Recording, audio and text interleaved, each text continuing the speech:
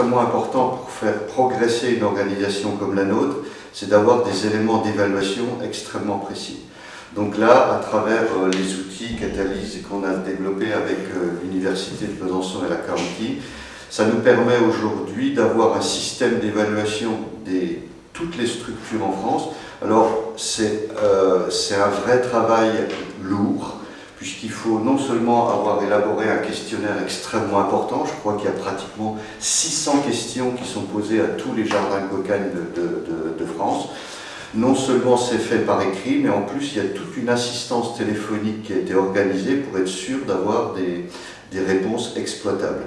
Mais ces réponses exploitables nous permettent aujourd'hui d'être un des rares réseaux en France à avoir une vue très précise de son organisation technique, de sa viabilité économique et puis surtout de tous les éléments sociaux, puisqu'on parle, il y a beaucoup de publics en difficulté dans ce pays, mais en fait il y a des observatoires un peu éclatés un peu partout, mais très peu de données extrêmement précises.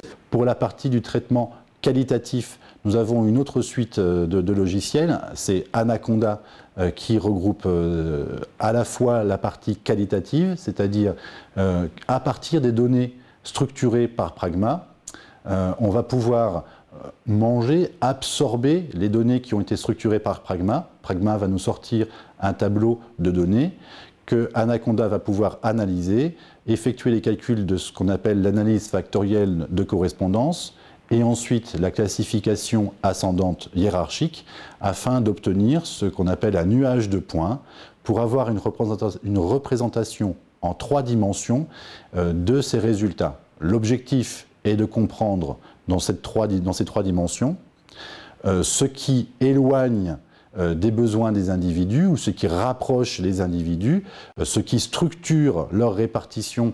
Donc l'ADAPI de Besançon a utilisé la méthode Catalyse depuis une dizaine d'années pour mener à bien 3 expériences au total.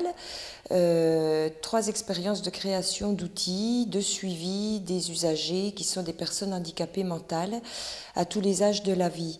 Ça nous a permis, les 2 premières expériences ont permis à l'association de mieux cerner les besoins pour le suivi des attentes des usagers. Et puis la dernière expérience qui est en cours de finalisation va nous permettre d'instaurer un outil de suivi transversal des parcours des usagers à travers toutes les activités de l'association, toutes les structures de prise en charge. Donc c'est une expérience qui est innovante pour nous et qui nous permet de retirer à la fois des enseignements du parcours individuel des usagers et puis également des enseignements sur le niveau d'évolution des structures de prise en charge de ces usagers. Voilà donc les deux grands logiciels. À cela vont s'ajouter 2 autres outils très importants. Tout d'abord, j'ai commencé en expliquant qu'on allait confronter les résultats des besoins des populations aux ressources du territoire. Donc il faut pouvoir organiser la collecte des ressources du territoire. Pour ce faire, nous avons une spécification que nous avons menée dans le cadre de la County pour organiser des répertoires de ressources et de services territoriaux. Et ces répertoires, nous les organisons en ligne également sur Internet. C'est ce qu'il y a de plus simple à la fois pour la collecte, la structuration, la collecte et la consultation, donc l'exploitation. Et l'objectif est donc d'organiser ce répertoire sous la forme d'un CMS, un Content Management System, un site Internet qui soit en fait prêt à l'emploi pour tout observatoire qui voudrait démarrer. L'information a une importance capitale dans la réflexion de l'intelligence territoriale, dans le sens où elle doit être spatialisée pour pouvoir cadrer à plusieurs échelles les besoins des populations, à une échelle locale, en lien direct avec l'information que l'on peut recueillir auprès des acteurs, et aussi une échelle plus globale pour coller en fait à l'ensemble d'un processus plus macro qui doit être pris de manière dynamique. En fait, il faut passer d'une information spatialisée à une information territorialisée.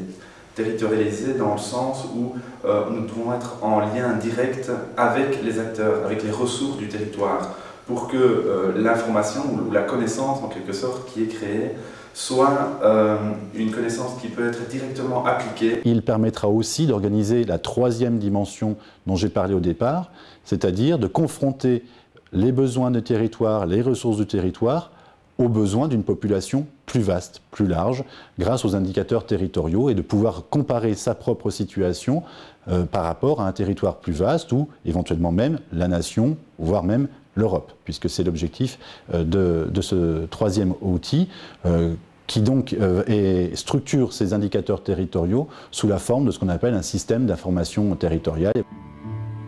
In conclusion, the main potential of this method is its capacity for integrating the different information packages needed by the territorial agents regarding their uses, their projects or their territories in one sole system, enabling, at the same time, that the information may be shared with other agents and analysed and updated jointly.